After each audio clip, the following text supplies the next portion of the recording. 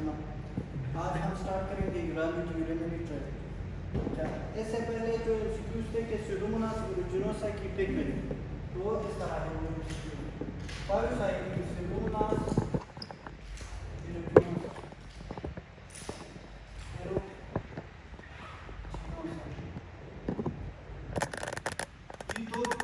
दो तरह की पिगमेंट ये बनाते हैं, एक है पायोसाइनिन और दूसरा बायोवार्निन। पायोसाइनिन जो है ये ब्लू ग्रीनिश, ये किस तरह होता है, ग्रीनिश ब्लू।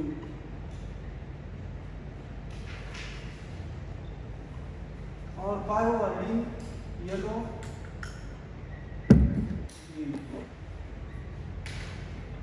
ठीक है, अगर सिर्फ ग्रीनिश हो तो फिर पायोसाइनिन, दोनों हो तो दोनों चूज करेंगे, पायोसाइनिन बायोवार्निन येलो ग्रीनिश। तो ये इस तरह है। अच्छा, आपने एनाफाइलेक्सिस के बारे में पूछा था कि एनाफाइलेक्टिक शॉक में कोल्ड एब्सेस होती है या वार्म। तो एनाफाइलेक्टिक शॉक में वार्म एक्सट्रीमिटीज होती है पहले।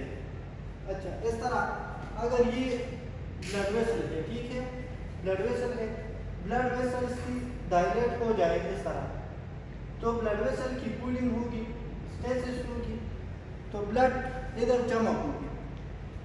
ब्लड वार्म है या कोल्ड, वार्म, तो एक्सट्रीमिटीज वार्म होगी।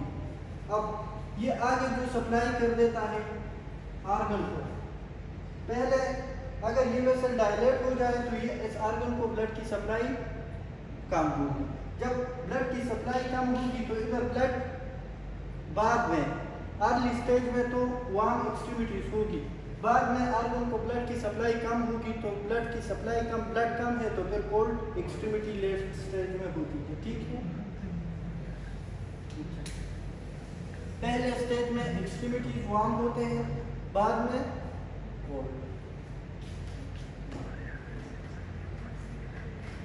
अच्छा, इसके लिए क्या करना है, जो चीज़ जिस चीज़ से आप एलर्जिक हो तो उसके लिए प्रोपाइलेक्टिकली और मेडिसिन यूज़ करें। ठीक है, मतलब आप जिस चीज़ से एलर्जिक है और आप वहाँ पे जाना है तो इस चीज़ के लिए प्रोपाइलेक्टिकली वो मेडिसिन आप यूज़ करें। तो ऊपर में हमने ऑलरेडी डिस्कस किया। अच्छा, आज का टॉपिक बहुत इम्पोर्टेंट है और इसको थोड़ा सा कॉम्प्लिकेटेड है लेकिन इम्पोर्टेंट बहुत ज़्यादा है। Urology urinary tract.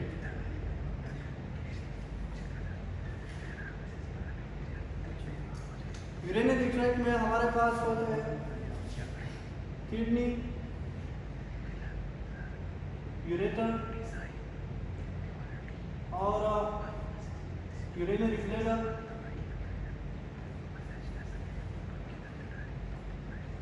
और फिर urethra.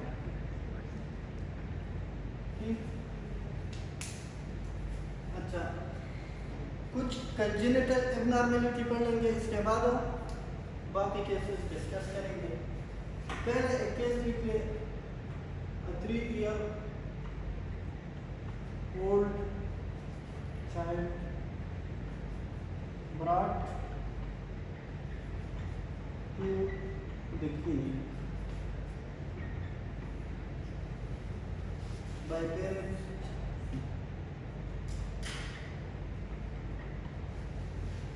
with complaint of pelvic pain. Pelvic pain, nausea and vomiting,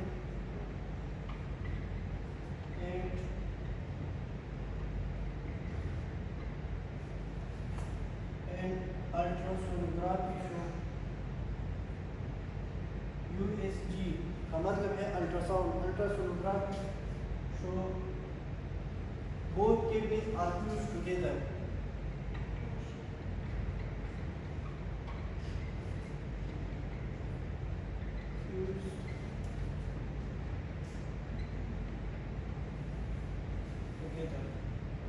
most likely diagnosis, ये एम्ब्रियोलॉजी का में है डायग्नोसिस। तो ये कंडीशन क्या है? हार्शू शेप किडनी, ठीक है। ये हार्शू शेप किडनी है।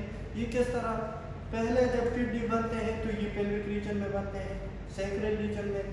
विद द टाइम फिर 6 से 9 वीक के दरमियान ये ascending upward to the lumbar region, ठीक है। अच्छा, आपको जब रीजन का पता हो तो अगर बैक साइड लोअर बैक पे दर्द है तो मसला किडनी की होगी, ठीक है। अगर अपर बैक पे दर्द है तो मसला स्प्लीन की होगी। यहाँ पे दर्द है तो लीवर का मसला है, अपेंडिक्स की है। अगर यहाँ पे स्टमक है, ठीक है, तो ये रीजन आपको पता हो तो फिर आसान है। किडनी यहाँ पे पेल्विक पेन है, पेल्विक पेन है, लेकिन मतलब ये है कि ये अभी तक एसेंडिंग इसकी नहीं हुई। जब किडनी पहले बनते हैं तो इस तरह ये दोनों किडनी, अगर कंजेनिटली ये बन जाए और एक दूसरे से सेपरेट न हो जाए, ये टिश्यू जो है, जो दोनों किडनी एक दूसरे के साथ अटैच है, इसका नाम है इस्थमस, राइट और लेफ्ट किडनी। अगर ये टिश्यू सेपरेट ना हो जाए, दोनों किडनी सेपरेट ना हो जाए और इस तरह हो तो इसका नाम है हार्शू शेप किडनी। अब देखो कि हार्शू शेप किडनी। अच्छा, हार्शू शेप किडनी के लिए यहाँ पे पेरेन्काइमल सेल का मतलब है द मेन फंक्शनल सेल। तो ये इस्थमस में पेरेन्काइमल सेल होता है। नॉर्मली इसकी सर्जरी नहीं करते और बंदा नॉर्मली जिंदगी गुजार सकते हैं। अगर मसला हो तो फिर सर्जन डिसाइड करेगा कि सर्जरी की ज़रूरत है या नहीं। अब देखो किडनी किस चीज़ से बनते हैं? एक्टोडर्म, एंडोडर्म और मेसोडर्म।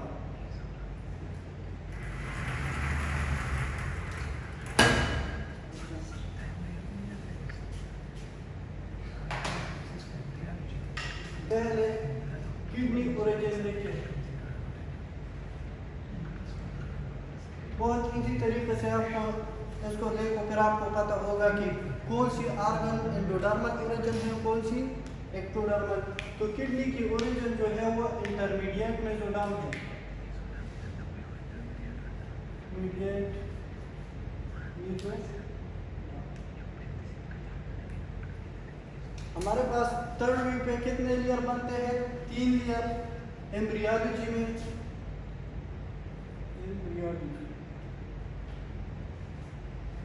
एक्टोडर्म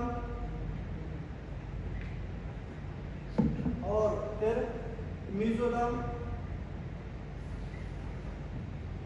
और एंडोडर्म। अच्छा,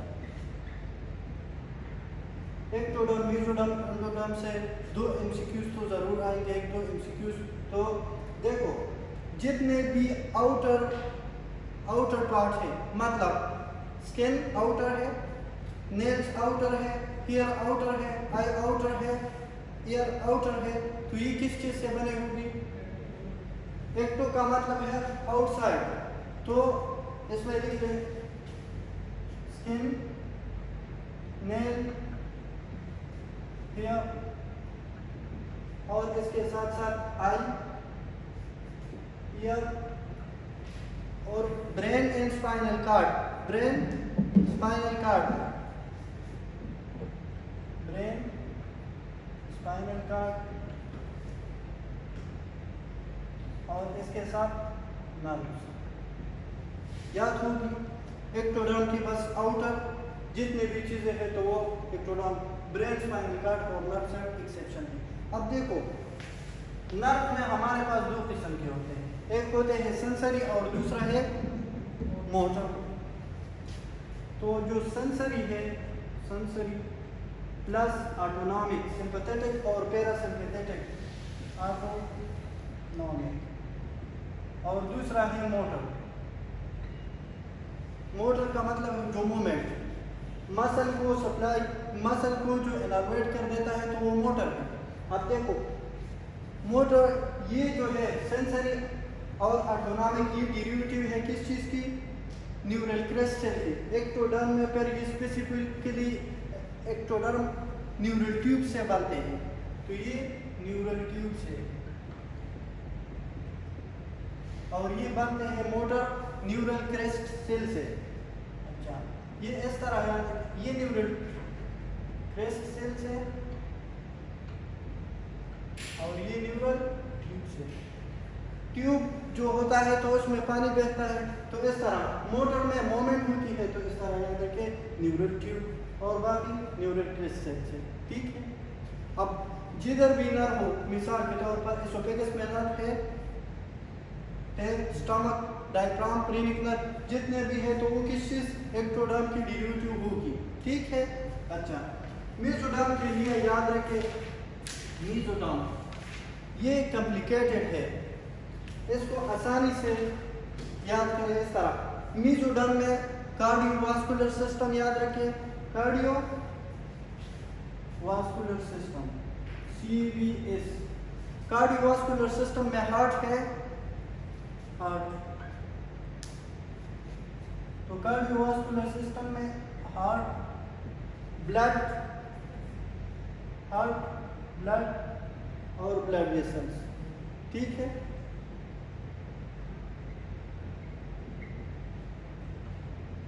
बॉडी के जितने ऑर्गन हैं फिर आपको याद होगी अगर ये लेक्चर आपको समझ में आ जाए। सीवीएस सिस्टम में हार्ट है, हार्ट ब्लड सप्लाई कर देता है और ब्लड वेसल में चला जाता है, तो ये मेसोडर्म की डेरिवेटिव है। इसमें दूसरा जो है lymphatic, lymphatic, lymphatic vessel plus lymph node, तो ये भी किस चीज की डेरिवेटिव है, मेसोडर्म की। ठीक, अब देखो दूसरा जो है इसमें यूरोजेनिटल ट्रैक्ट, यूरोजेनिटल ट्रैक्ट, तो यूरोजेनिटल ट्रैक्ट में, यूरोजेनिटल ट्रैक्ट, यूरोजेनिटल ट्रैक्ट में आता है किडनी, किडनी, यहाँ पे हमने ओरिजिन लिखा है मेसोडर्म, तो ये मेसोडर्म की ओरिजिन यूरोजेनिटल ट्रैक्ट। अच्छा इसके साथ साथ यूरेटर, और यूरेटर के बाद है यूरिनरी ब्लैडर, और यूरिनरी ब्लैडर के बाद है यूरेथ्रा। तो ये जो रीजन है इसका नाम है ट्राइगोन ऑफ यूरिनरी ब्लैडर। तो ट्राइगोन ऑफ यूरिनरी ब्लैडर भी यूरोजेनिटल ट्रैक्ट से, ये मेसोडर्म से डिराइव होता है, तो इसमें लिखते हैं ट्राइगोन ऑफ यूरिनरी ब्लैडर। ठीक, अब बाकी जो बॉडी में क्या क्या है, मसल है, बोन है, तो मसल और बोन भी मेसोडर्म, इसमें लिखे मूवमेंट की, मूवमेंट मसल और बोन, तो इसमें लिखने बोन और मसल। दो चीजें, एक है स्प्लीन, दूसरा गोनेट, ये भी मेसोडर्म से डिराइव होता है, तो एक स्प्लीन और gonads, gonads.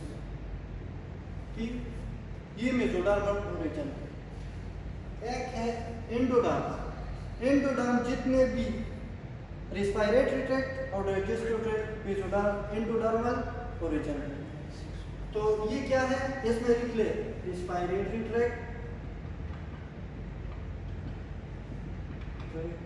Plus digestive tract. अच्छा ठीक, अब आपको लिवर किस चीज की डेरिवेटिव है, इस अगर ये स्केच आपको याद है तो आप कह सकते हैं लिवर किस चीज की डेरिवेटिव। लिवर का काम क्या है, लिवर पैंक्रियास का काम क्या है, एंजाइम, और एंजाइम किस चीज में काम करता है, डाइजेशन। तो रेस्पिरेटरी ट्रैक्ट डाइजेस्टिव ट्रैक्ट की जो एपिथेलियल लाइनिंग है वो किस चीज से बनी है? एंडोडर्म। स्टमक किस चीज की डेरिवेटिव है? एंडोडर्म। एसोफेगस, और एसोफेगस में मसल भी है तो वो किस चीज की है? मेसोडर्म की। जो मसल है तो मसल हमने ऑलरेडी लिखा है कि मसल, और इसमें ब्लड वेसल भी है तो ब्लड वेसल किस चीज के है? और इसमें नर्व भी है तो नर्व किस चीज के है? एक्टोडर्म की। समझ में आ गई? अच्छा, इंटेस्टाइन किस चीज की डेरिवेटिव है? और किडनी, ठीक है। बोन मेसोडर्म, और मसल मेसोडर्म। बदन में बाकी तो चीजें नहीं है, ठीक है। अपेंडिक्स वो लिम्फ नोड भी है लेकिन इंटेस्टाइनल पार्ट तो एंडोडर्म, ठीक है। अच्छा, तो इससे आपको याद हो गया एक्टोडर्म, मेसोडर्म, एंडोडर्म, ये याद रखिए। अब अगर ये आपको याद हो ये इसके, तो kidney is the origin of the derivative of mesoderm. फिर एम्ब्रियोलॉजी में इंटरमीडिएट मेसोडर्म क्या लिखा है, बस इतना आप याद रखिए। अच्छा, इसमें लिख रहे ये बाकी जो यूरिनरी ब्लैडर है और यूरेथ्रा है तो ये एंडोडर्मल ओरिजिन है। इसमें लिख रहे urinary bladder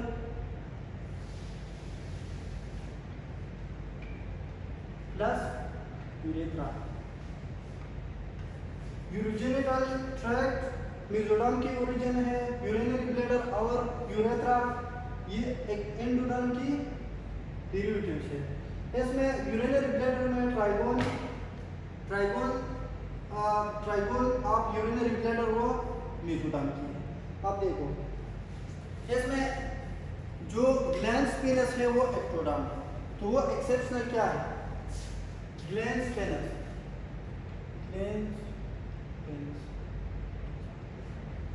glans penis endoderm है, यूरेथ्रा एक्टोडर्म है, और बाकी एंडोडर्म।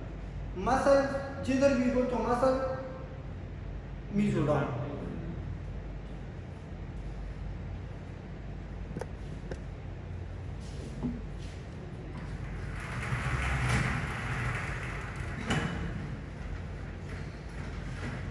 किडनी की जब डेवलपमेंट होती है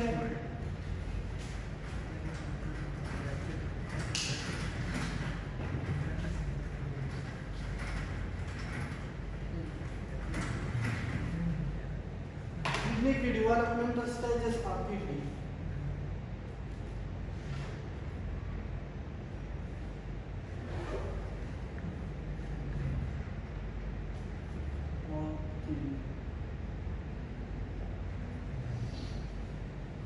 अच्छा, तो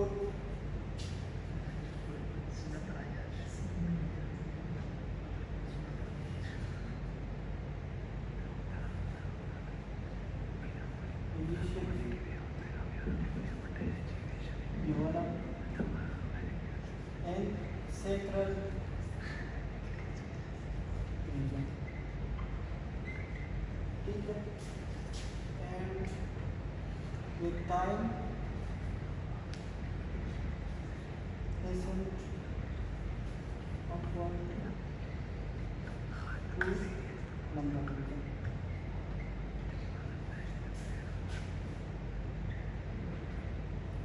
ठीक है, पहले ये पेल्विक रीजन में, सैक्रल रीजन में होती है और इस टाइम के साथ साथ ये अपवर्ड लंबर रीजन में चला जाता है। पहला स्टेज है प्रोनिक्रोस। प्रोनिक्रोस इसकी एम्ब्रियो है। प्रोनिक्रोस जो इनिशियली टेम्परेरी किडनी बनता है और फिर ये डिसअपेयर होता है, इसका नाम है प्रोनिक्रोस। तो इसमें लिखिए ये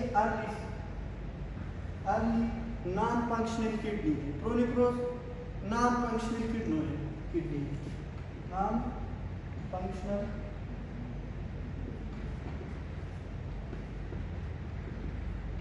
अच्छा, ये तो काम नहीं करता तो फिर ये डिसअपियर होता है, सिर्फ ये अपीयर एंड डिसअपियर।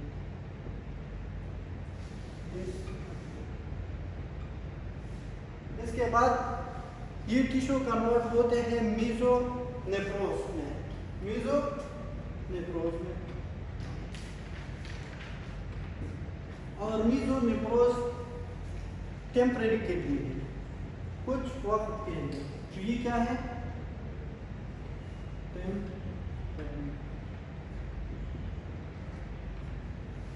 और ये फंक्शनल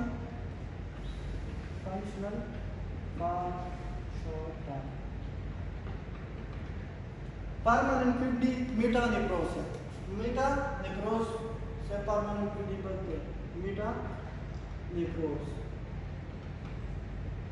अच्छा, परमानेंट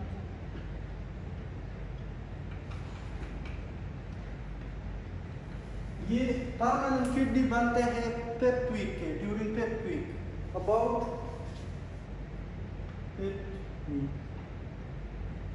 फंक्शनल तब होता है 10 और 12 वीक के दरमियान। अच्छा, पहले जो टिश्यूज बनते हैं तो उसका नाम है प्रोनीफ्रोस नॉन फंक्शनल होता है तो डिसअपियर। फिर इसके बाद ये कन्वर्ट हो जाते हैं मीजोनेफ्रोस, नए टिश्यूज बनते हैं। और ये टेम्परेरी किडनी है, फंक्शन कर देता है शॉर्ट टाइम के लिए। और मेटानेफ्रोस परमानेंट किडनी है और फिफ्थ वीक के दौरान बनते हैं। ठीक है, अब देखो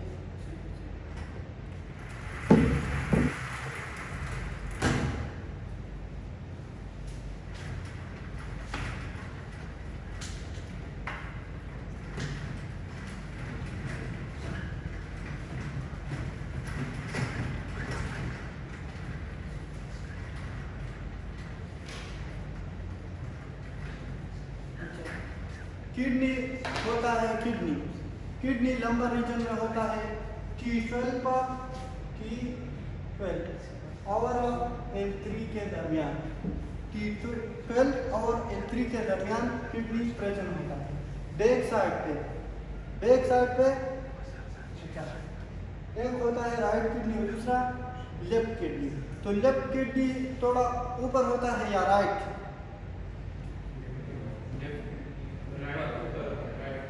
राइट किडनी राइट ये है, क्यों? लीवर, तो लीवर की वजह से राइट किडनी।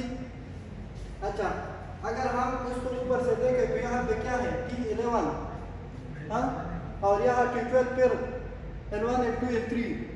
ठीक है, अब यहाँ पे ये ऊपर है,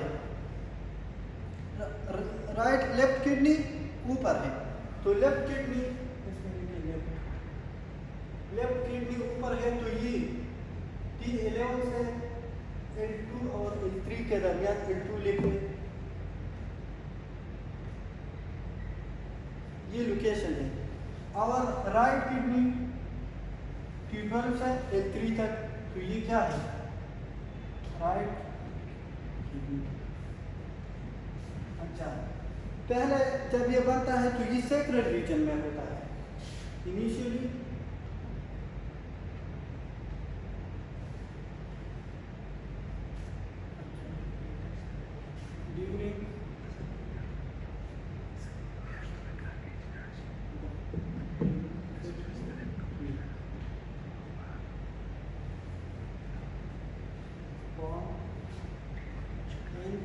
सेक्रेट रीजन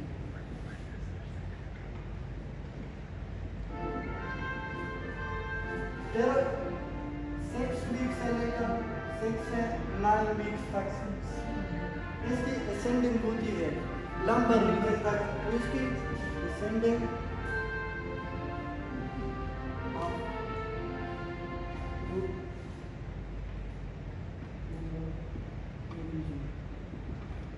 ठीक है, और फिर 9 वीक के बाद ये फंक्शन होते हैं और लंबर रीजन में ये फिर राइट किडनी T12 और L3 के दरमियान, और इसकी लोकेशन T11 और L2 के दरमियान होती है। ठीक है, आप 9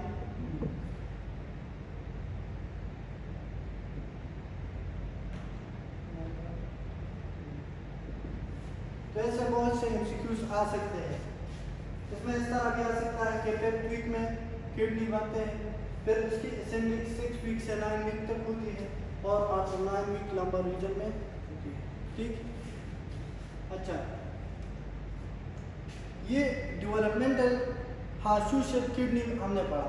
तो हार्शू शेप किडनी में कौन सी आर्टरी कंप्रेस हो सकती है?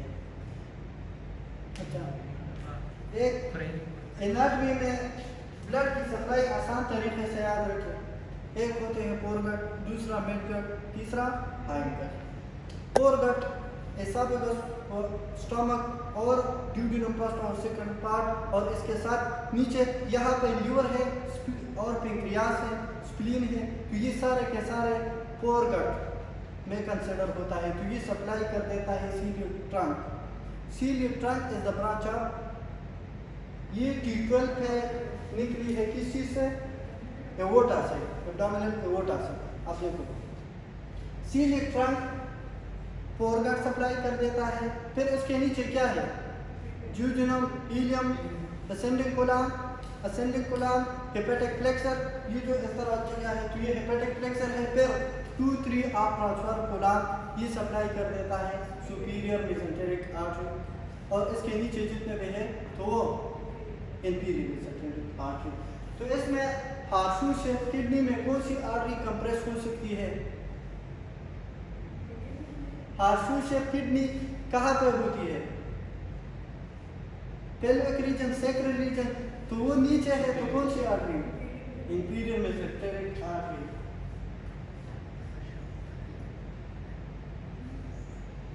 which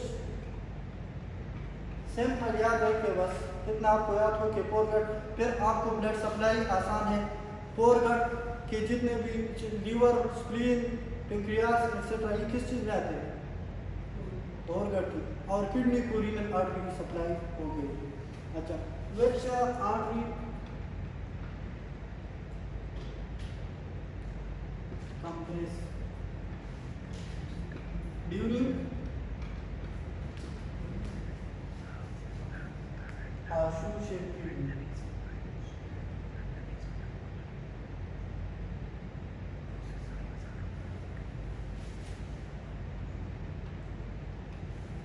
हार्शू शेप किडनी में इंफीरियर मेसेंटेरिक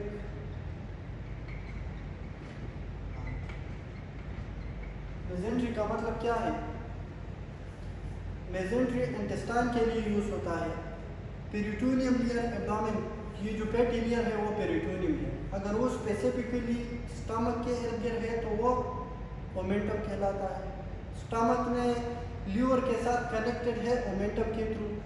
अगर ये इंटेस्टाइन के इर्द गिर्द है तो स्पेसिफिकली उस पेरिटोनियम का नाम मेसेंट्री है। ठीक, तो इसलिए हम उसे मेसेंटेरिक आर्टरी कहते हैं।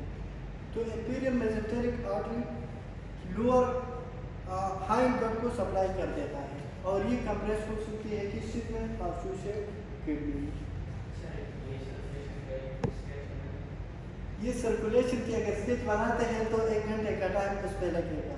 ठीक है, सिंपली बता दूं तो हार्ट लेफ्ट वेंट्रिकल से निकला है aorta, ascending aorta, arch of aorta और डिसेंडिंग एवोटा।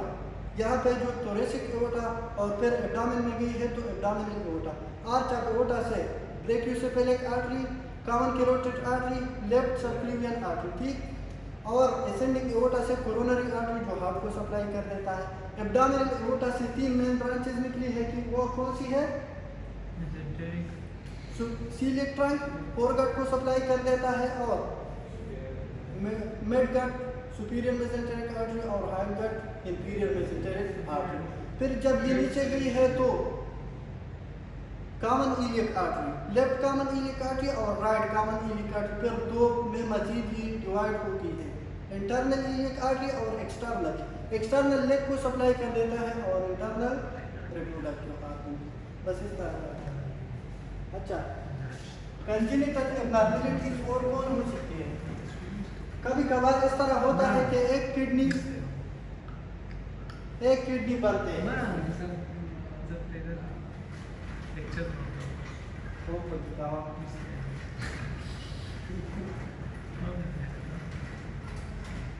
कभी कभार कंजेनिटली प्रॉब्लम होता है एक किडनी, एक कंजेनिटल एब्नॉर्मलिटी लिख लें।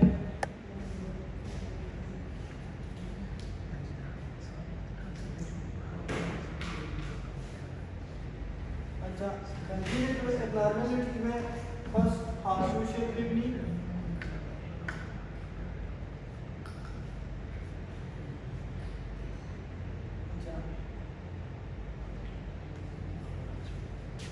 और इसके साथ साथ कभी यूनिलेटरल रीनल एजेनेसिस, एक किडनी गायब होता है, तो कंजेनिटल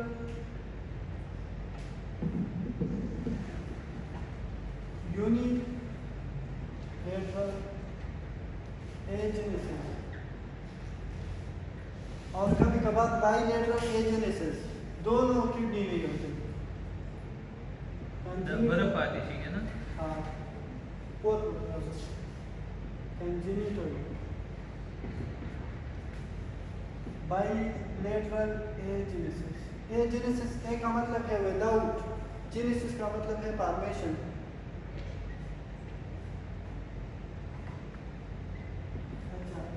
और कभी कभार इस तरह होता है जो हाइलम है तो उसके साथ टिश्यूज बनते हैं, उसका नाम है डुप्लीकेट किडनी, 3 किडनी बनते हैं, डुप्लीकेशन ऑफ किडनी। तो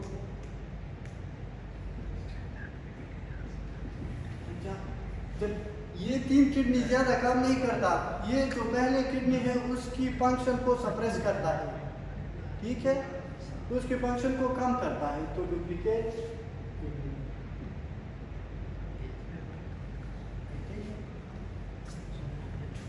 अच्छा, क्लिनिकल केस लिखते हैं।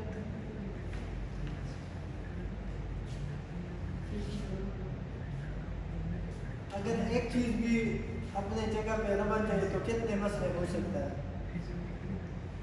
अल्लाह ताला फरमाता है वही दाऊद नेमतुल्लाह ला तुहसूहा, जो अगर आप मेरे नेमतों को गिनना चाहो तो नहीं गिन पाओगे। अब देखो, अगर किडनी नहीं होते तो हम किस तरह जिंदा रह सकते हैं, डायलिसिस पे कितना खर्चा आता है। Três sessioni hanno 2 sessioni hanno che fare. Sabır. Güzel.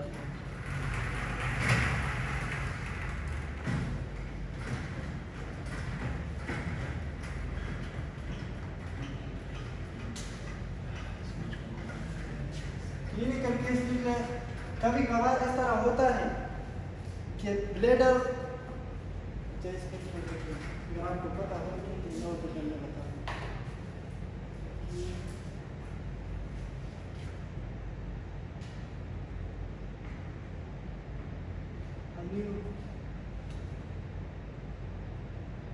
a baby born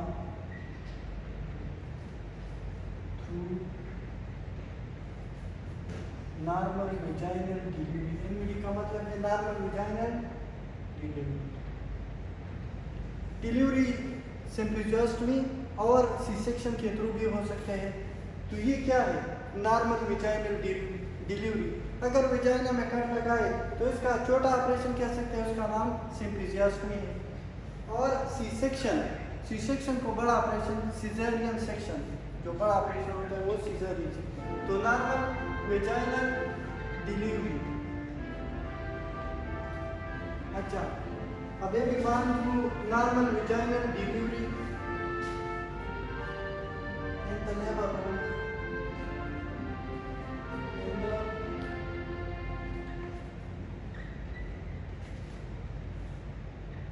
in the labor room and he passes। अगर बच्चा 24 घंटों के अंदर यूरिन को पास कर देता है तो ठीक है, अगर 48 आवर के अंदर वो स्टूल पर पास कर देता है तो ठीक है। नॉर्मली 24 आवर के दरमियान यूरिन पास करना और 48 आवर के अंदर स्टूल पास करना नॉर्मल है। He passes urine after 24 hours. After 24 hours and the urine is leaking.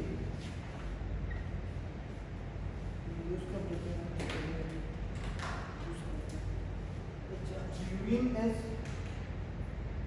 leaking from interior of abdomen. Interior of abdomen. And the bladder is visible. And the urinary bladder is visible. ये lecture थोड़ा देती होगा, लेकिन अगर ये बीच में हमने कहे तो दोबारा कल हम सारा कंसेप्ट रिवाइज करेंगे, ठीक है? माशरूम परफेक्ट है कि सुरई अच्छा, यूरिनरी ब्लैडर वो विजिबल है, यूरिनरी ब्लैडर इज विजिबल। अब आपके ख्याल में यूरिनेशन लीकेज होती है एंटीरियर ऑफ द एब्डोमेन से और यूरिनरी ब्लैडर भी नजर आता है, तो इस कंडीशन को क्या कहते हैं?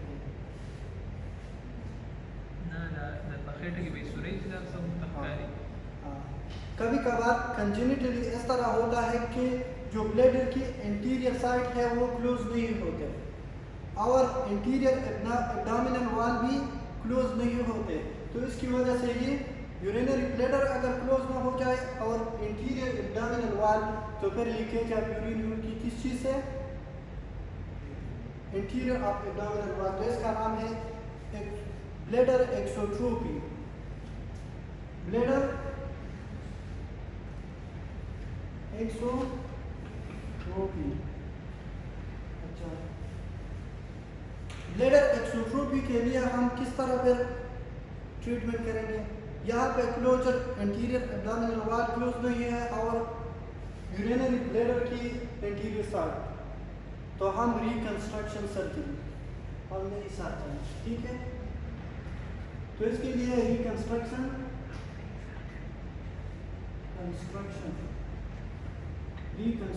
सर्जरी, ठीक है? वो क्लोज कर देते हैं और स्टिच करते हैं। बाकायदा किडनीज पे बांध देते हैं किस चीज़? तने माशरूम हाँ, सिर्फ इतना मसला यूरिनरी ब्लैडर। अच्छा,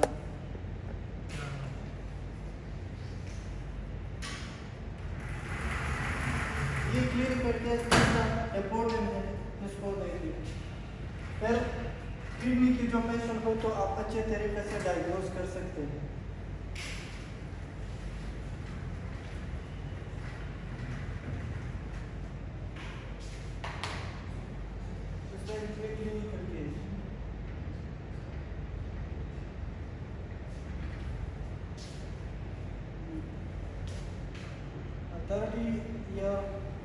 Old male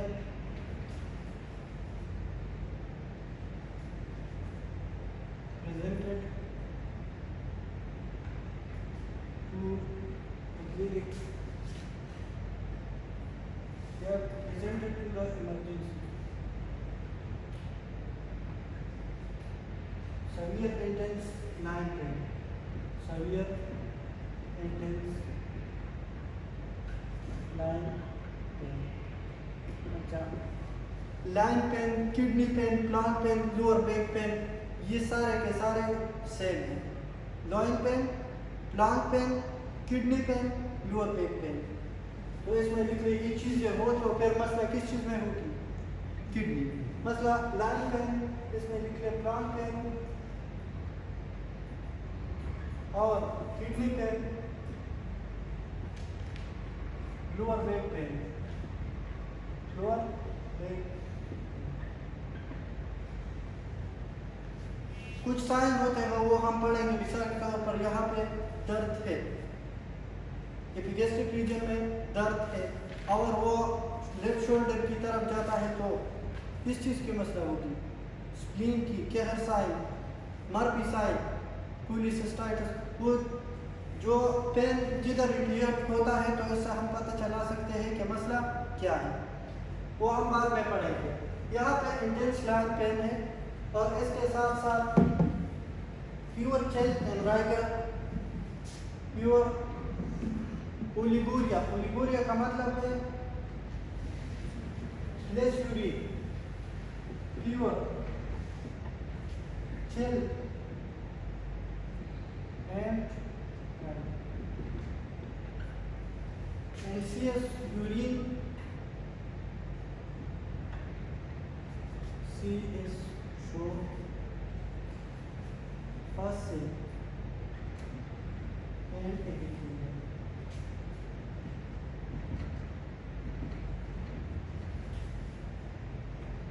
आपके ख्याल में डायग्नोसिस क्या है इसकी? Most likely diagnosis urine CS का मतलब है culture and sensitivity test. Urine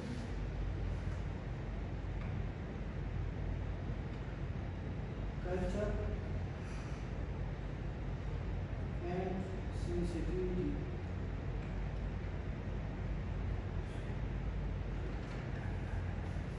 ठीक है।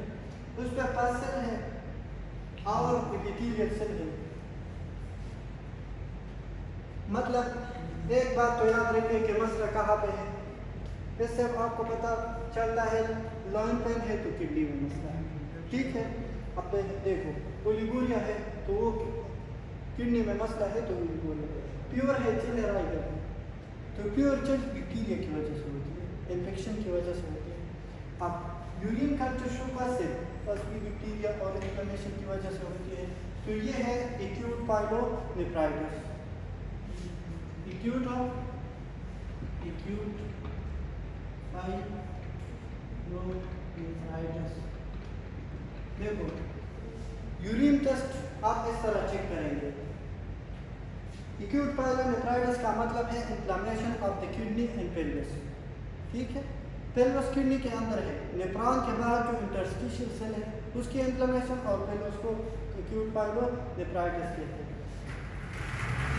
पस सेल हम किस तरह हमें यूरिन टेस्ट से हम किस तरह पता चलेगा कि मसला क्या है।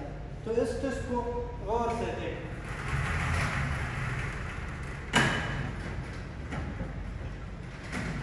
ये मसला क्या है? एक्यूट पाइलोनेफ्राइटिस है। आप देखें, इसके लिए ये जहन में याद रखें।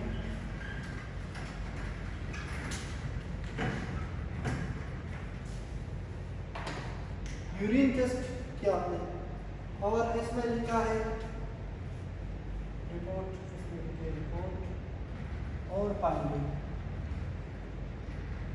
अगर पास सेल है 0 से लेकर 5 तक, 0 से लेकर हाई पावर पीड, एचपीएफ का मतलब है हाई पावर पीड। माइक्रोस्कोप से जो हम यूरिन की एग्जामिनेशन करते हैं, माइक्रोस्कोप, तो इसमें एक लो पावर होता है, एक हाई पावर, लो पावर, और इसमें हाई पावर जिसकी मैग्निफिकेशन ज़्यादा हो। अगर हम हाई पावर, लो पावर अगर 10x पे देख रहे तो ये लो पावर है, 40x पे देख रहे तो ये 40 टाइम मैग्नीफाई कर देता है वो ऑब्जेक्ट। तो 40 टाइम पे हाई पावर पे देखते हैं तो high power field, high power HPF का मतलब है एचपी, हाई पावर फील्ड। अगर 0 से लेकर 5 तक पस सेल है तो ये नॉर्मल है, मतलब कोई मसला नहीं, ठीक है। अगर ये पस सेल ज़्यादा है, पस सेल HPA 10 से ज़्यादा है तो फिर ये यूरिनरी ट्रैक्ट इन्फेक्शन को शो कर देता है। फिर क्या होगी? Urinary tract infection, urinary tract infection. अगर पस सेल ज़्यादा है, मेनी पस सेल प्लस इसके साथ प्योर भी है और इसके साथ साथ प्लान पेन है, प्लान। तो ये एक्यूट पाइलोनेफ्राइटिस, ये क्या होगी? एक्यूट। अच्छा, अगर मेरी पसल ज़्यादा है, न्यूमेरस फर्स्ट, अगर तो फिर ये कंडीशन क्या होगी? या तो यूरिनरी ट्रैक्ट स्टोन होगी और या यूरिनरी ट्रैक्ट की टीबी होगी। तो ये शो कर देता है यूरिनरी ट्रैक्ट टीबी, ट्यूबरकुलोसिस, ठीक है। और दूसरा यूरोलिथियसिस। यूरोलिथियसिस का मतलब है यूरिनरी ट्रैक्ट स्टोन। अब देखो इन दोनों में फिर किस तरह डिफरेंशिएट करेंगे? आरबीसी, अगर आरबीसी यूरिन में ज़्यादा है, ये यूरिन टेस्ट है, यूरिन में अगर आरबीसी की लेवल ज़्यादा है, आरबीसी, और इसमें आरबीसी क्या है? अगर आरबीसी ज़्यादा है तो फिर इसका मतलब है कि ये यूरिनरी ट्रैक्ट स्टोन है, यूरिनरी ट्रैक्ट स्टोन है, यूरेटर में है या किडनी में है। तो ये क्या है? Urinary tract stone.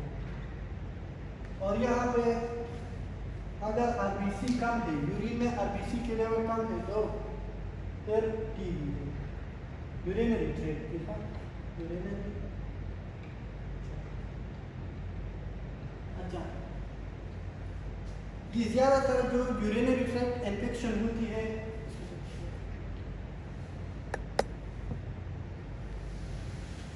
इसकी फाइंडिंग आप अगर 0.5 से 0 से लेकर 5 तक % है तो नॉर्मल है, कोई प्रॉब्लम नहीं।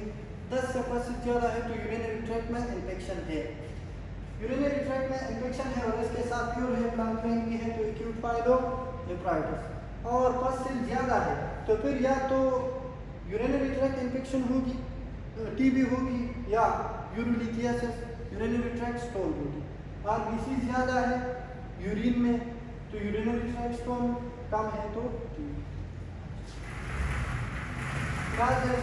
सबसे जो यूरिनरी ट्रैक्ट ज़्यादातर कराता है तो वो इशरिकिया कोलाई है। तो हम ट्रीटमेंट इशरिकिया कोलाई की देंगे। किडनी के लिए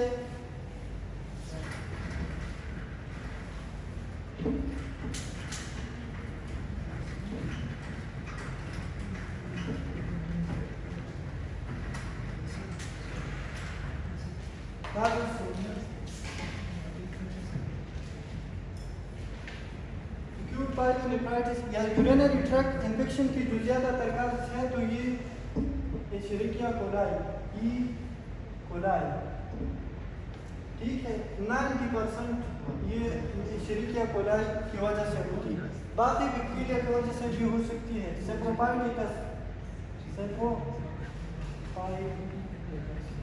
अच्छा, और इसके साथ साथ प्रोटीज की वजह से। अब यूरिनरी ट्रैक्ट में इन्फेक्शन है तो पेशेंट की ट्रीटमेंट किस तरह करेंगे?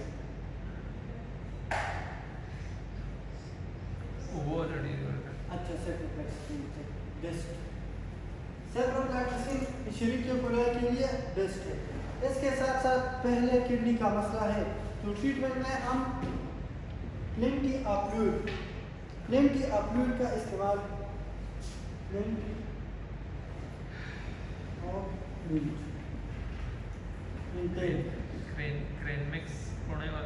और हाँ वो इसलिए देते हैं, वो सेट्राल का, वो एनवायरनमेंट को अल्कलाइन बना देते हैं सेट्राल का।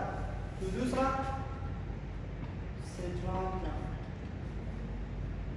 सेट्राल का एसिडिक एनवायरनमेंट में बैक्टीरिया की ग्रोथ ज़्यादा होती है तो हम एनवायरनमेंट को अल्कलाइन बनाएंगे। ये क्या कराता है? अल्कालोसिस। और इसके साथ साथ तीसरा जो है वो सेप्रोफ्लैक्सिन। और दूसरी कौन सी एंटीबायोटिक है जो हम दे सकते हैं? सेप्ट्रान डीएक्स का नाम सुना है? सेप्ट्रान डीएक्स सल्फेट्राक्साजोल और ट्राइमेथोप्रेम का ब्रांड नाम है। तो इसमें हम सेप्रोफ्लैक्सिन देंगे। अच्छा, और ये एस्थेटिक में तो सेट्रॉन डीएस भी अच्छा काम करता है। सेट्रॉन डीएस ये तो ब्रांड नाम है, लेकिन ये किस चीज़ से? सल्मेथोक्साजोल प्लस ट्राइमेथोप्रेम, और ये सल्फोनामाइड है। सल्मेथोक्साजोल ट्राइमेथोप्रेम यूरिनरी ट्रैक्ट इन्फेक्शन के लिए बेस्ट है। तो यूरिनरी ट्रैक्ट और पेशेंट के लिए ट्रीटमेंट आप कर सकते हैं अभी, कर सकते हैं। अच्छा, दूसरा जो कंडीशन है,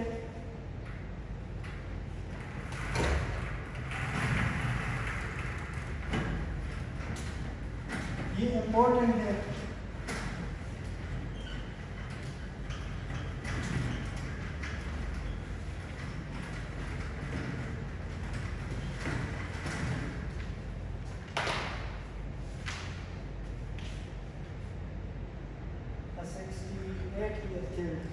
A 68-year-old man presented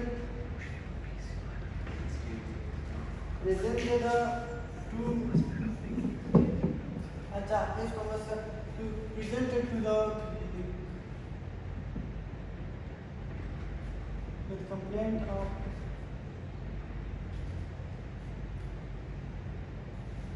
complaint of hesitancy, urinary urgency,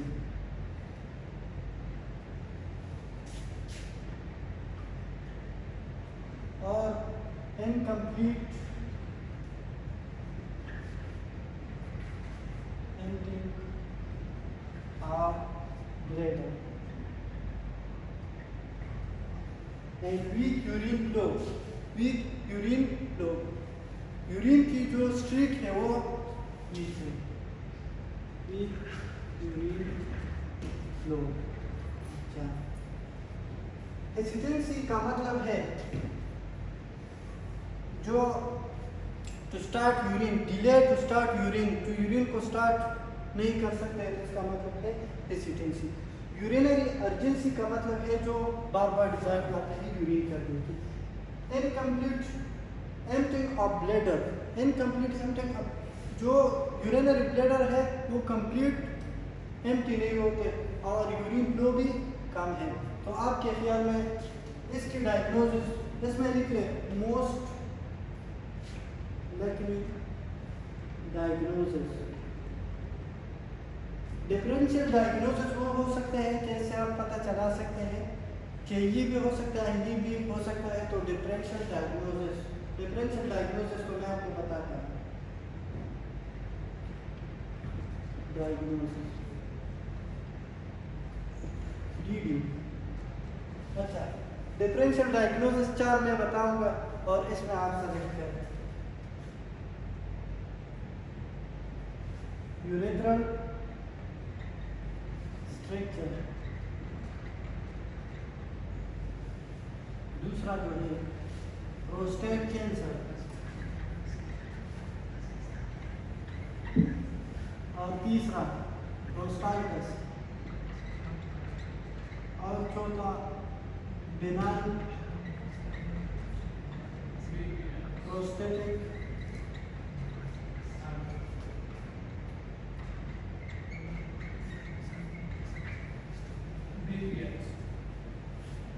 जिसने ठीक किया फिर क्या रही है, लेकिन वो मुझे एक्सप्लेन करेगी कि ये किस तरह है।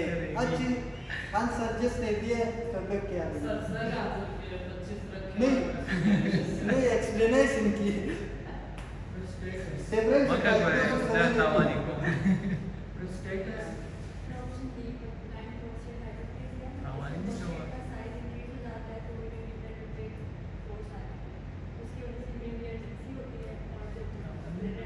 तो प्रोस्टाइटिस में साइज इंक्रीज होता है, इन्फ्लेमेशन। अच्छा, तो एज में प्रोस्टेट कैंसर हो सकता है।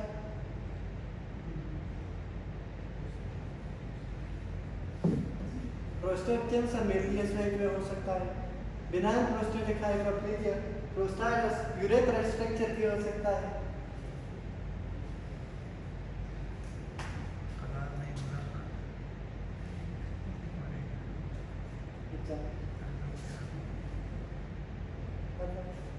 देखो ये है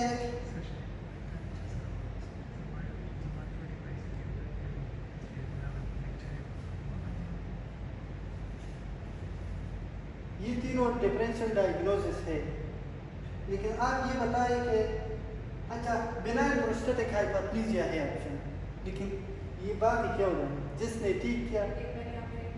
हाँ आपने कहा था आंसर को एक्सप्लेन करना हाँ है। तो प्रोस्टेट कैंसर क्यों नहीं है?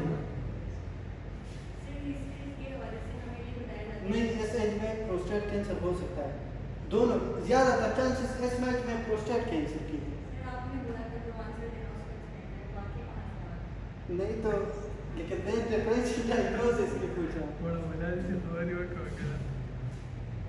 ठीक है, आपका जो एक्सप्लेन किया आपने ठीक है, आपको क्या किया यूरेथ्रल स्ट्रक्चर और बिनाइन प्रोस्टेट हाइपरप्लेजिया में फर्क ये है। देखो यूरिनरी ब्लैडर में है डिफ्यूजर मसल, इसमें मस्कुरेनिक रिसेप्टर है। बिनाइन प्रोस्टेटिक अक्यूबाइटिक है, उसमें हाइपरप्लेजिया होती है।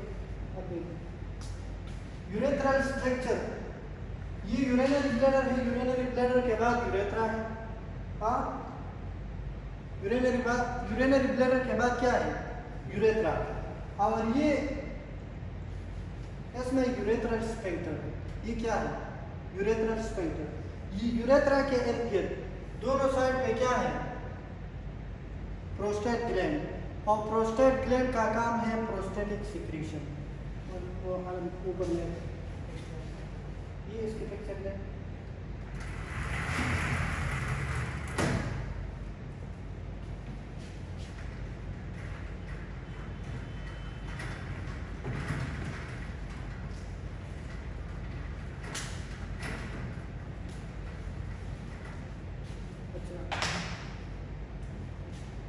ये यूरिनरी ब्लैडर है और इसके इर्द गिर्द प्रोस्टेट ग्लैंड है। इसके इर्द गिर्द प्रोस्टेट ग्लैंड है। और ये क्या है? Urethral sphincter. अब देखो यूरेथ्रल स्फिंक्टर में कौन सी रिसेप्टर है? यहाँ पे तो मस्कुरेनिक रिसेप्टर है और यहाँ पे अल्फा-1 रिसेप्टर है। यहाँ पे कौन सी रिसेप्टर है? अल्फा-1 रिसेप्टर। अगर हम अल्फा-1 रिसेप्टर को एक्टिवेट करें तो क्या होगी? यूरेथ्रल कंस्ट्रक्शन, ये स्फिंक्टर कंस्ट्रक्ट होगी। तो अल्फा-1 रिसेप्टर से यूरेथ्रल कंस्ट्रक्शन।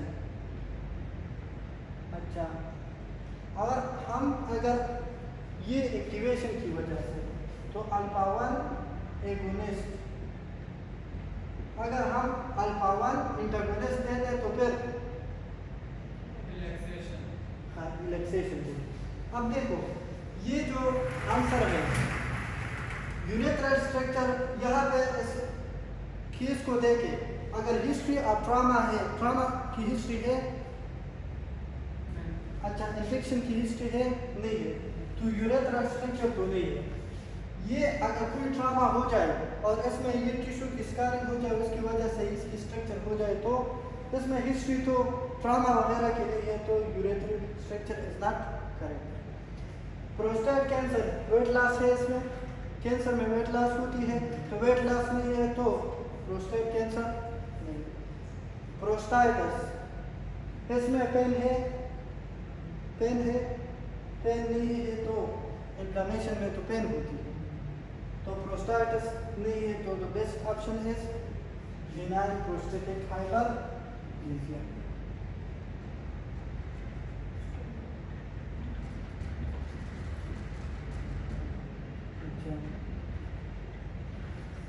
अब इस पे जो भी एमसीक्यूज आ जाए तो आप ये कर सकते हैं।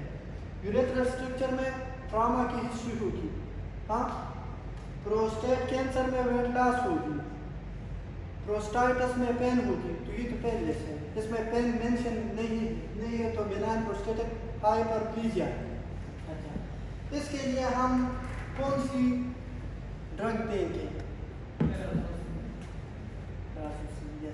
दूसरी मुझे बस समझा जो हमने पढ़ा है मैंने कुछ पढ़ा कौन सी टीचर से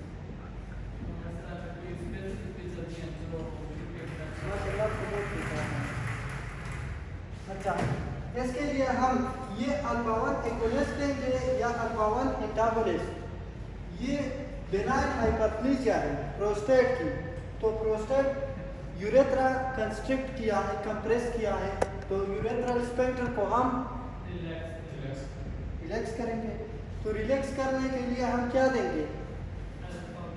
अल्फा 1 एंटागोनिस्ट।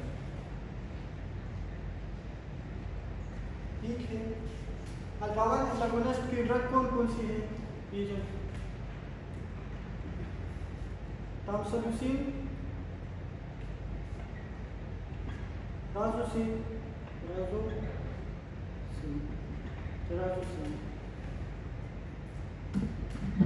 अच्छा अगर नॉर्मोटेंशियो पेशेंट है, उसकी ब्लड प्रेशर ठीक है, तो फिर बेस्ट चॉइस टामसोलिसिन।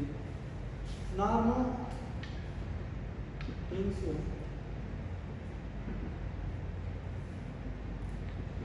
अच्छा पेराजोसिन, और ये जो है तो ये हाइपरटेंशन भी है और इसके साथ बेनाइन प्रोस्टेटिक हाइपरप्लेजिया।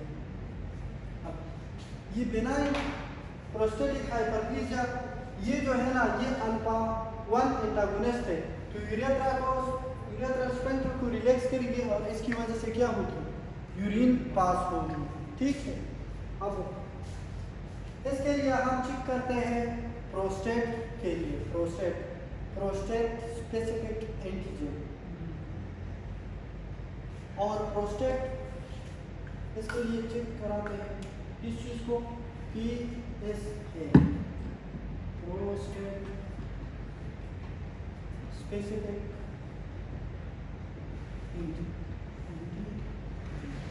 ये एंजाइम है और ये प्रोटीन क्या है? ये क्या है? प्रोटीन है, एंजाइम। और ये ब्लड स्ट्रीम, ब्लड में ये सिक्रीट कर देता है PSA ब्लड में। तो हम इसके लिए यूरिन टेस्ट करेंगे या ब्लड टेस्ट। यूरिन में ब्लड में है तो ब्लड टेस्ट करेंगे, प्रोस्टेट सरफेस स्पेसिफिक एंटीजन। और ये हर इंसान को साल में एक बार चेक करना जरूरी है। बेनाइन प्रोस्टेटिक हाइपरप्लेजिया की चांसेस ज़्यादा होती है ओल्डर एज में। अब देखो बेनाइन प्रोस्टेटिक PSA की नॉर्मल वैल्यू 4 नैनोग्राम पर ml से कम होती है। 4 नॉर्मल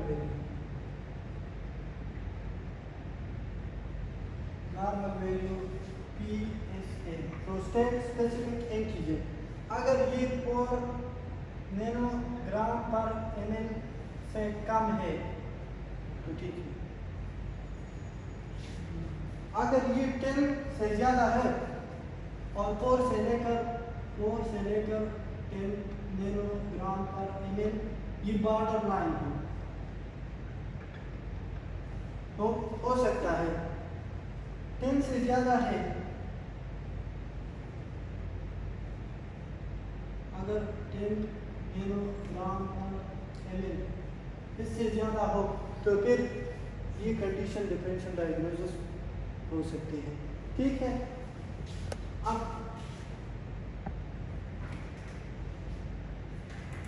प्रोस्टेट स्पेसिफिक एंटीजन अगर 10 नैनोग्राम पर ml से ज़्यादा है तो फिर prostatitis benign prostatic hyperplasia, prostate cancer सारे हो सकते हैं। फिर हम किस तरह डिफरेंशिएट करेंगे? हिस्ट्री से। ठीक है, और इसकी सिम्टम्स है कि क्या क्या मसले हैं। अच्छा, benign prostatic hyperplasia Sarjida benign prostatic hyperplasia che comunque la prostate specific antigen più सारों में प्रोस्टेट स्पेसिफिक एंटीजन सारों में देखेंगे, मेल में। प्रोस्टेट ग्लैंड फीमेल में नहीं होता तो सिर्फ na da pondo che cadesce हाँ, तो फिर प्रोस्टेट कैंसर में भी ज़्यादा हो सकता है और बेनाइन प्रोस्टेटिक हाइपरप्लेजिया में प्रोस्टाइटिस में। अच्छा, इसमें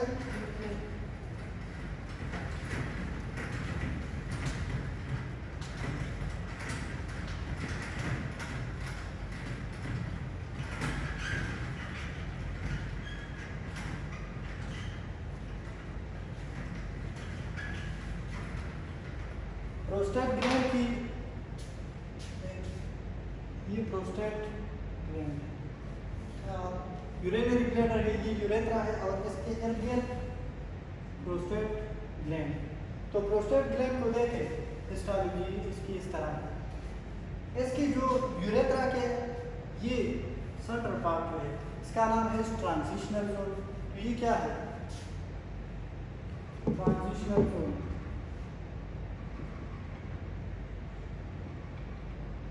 ठीक है, और इसमें ट्रांजिशनल जोन में बेनाइन प्रोस्टेटिक हाइपरप्लेजिया के चांसेस ज़्यादा होते हैं।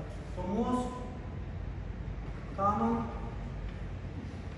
साइट, और ये एमसीक्यूज इस एनआरई में आया था, मोस्ट कॉमन साइट पर बेनाइन प्रोस्टेटिक हाइपरप्लेजिया और बेनाइन प्रोस्टेटिक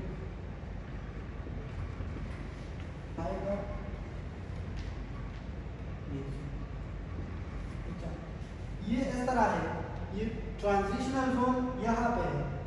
अगर इसकी हाइपरप्लेजिया हो जाए तो इसकी वजह से यूरेथ्रा स्ट्रक्चर होगी, कंस्ट्रक्शन होगी, तो यूरिन ऑब्स्ट्रक्शन होगी, यूरिन पास नहीं होगी। तो ऑब्स्ट्रक्शन बेनाइन प्रोस्टेटिक हाइपरप्लेजिया में होती है। ये जो जोन है ये है पेरिफेरल जोन। ये क्या है? Peripheral zone. अब पेरिफेरल जोन से प्रोस्टेट कैंसर निकलता है। तो मोस्ट कॉमन साइट पर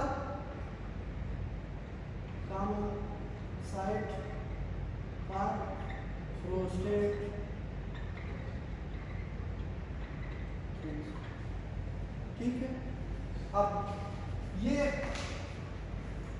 यूरेथ्रा को ऑब्स्ट्रक्ट कर सकता है, ऑब्स्ट्रक्शन ऑफ यूरेथ्रा। अब पहले अर्ली स्टेज में ये क्या कराता है?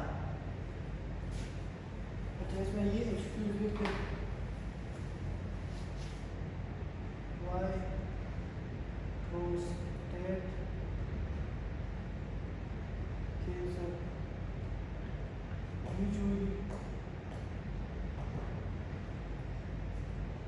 do not obstruct urethra। तो ये पेरिफेरल जोन से निकलता है अर्ली स्टेज में।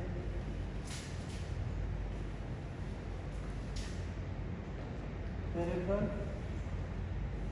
जोन, और ये benign prostatic hyperplasia transitional zone में, और ट्रांजिशनल जोन ये यूरेथ्रा को कंप्रेस कर देती है। एक बात, अगर ये स्प्रेड हो जाए, प्रोस्टेट कैंसर स्प्रेड हो जाए, तो फिर ये कंप्रेस कर सकता है लेट स्टेज में। तो प्रोस्टेट कैंसर में जो पहले अर्ली स्टेज में कंप्रेशन ऑफ यूरेथ्रा नहीं होती। यहाँ जो हमने केस लिखा था तो उसमें हेसिटेंसी थी और urinary urgency, obstruction of urine. ठीक है, तो प्रोस्टेट कैंसर एक वो नहीं है। अच्छा, और इसके साथ साथ ये जो प्रोस्टेट कैंसर है ये मेटास्टेसाइज होता है बोन में, तो ये ज्यादातर spread to vertebral, spread vertebral, और इसकी वजह से फिर क्या होती है? Low back pain, back pain होती है वर्टिब्रल। तो पेरिफेरल जोन से निकलता है प्रोस्टेट कैंसर, और ट्रांजिशनल जोन से निकलता है किस? Benign prostatic hyperplasia. और ये यूरेथ्रा के इर्द गिर्द प्रोस्टेट ग्लैंड है, और प्रोस्टेट ग्लैंड सिक्रीशन बनाता है, और वो सिक्रीशन प्रिवेंट कर देता है sticky nature of the sperm. ठीक, क्वेश्चन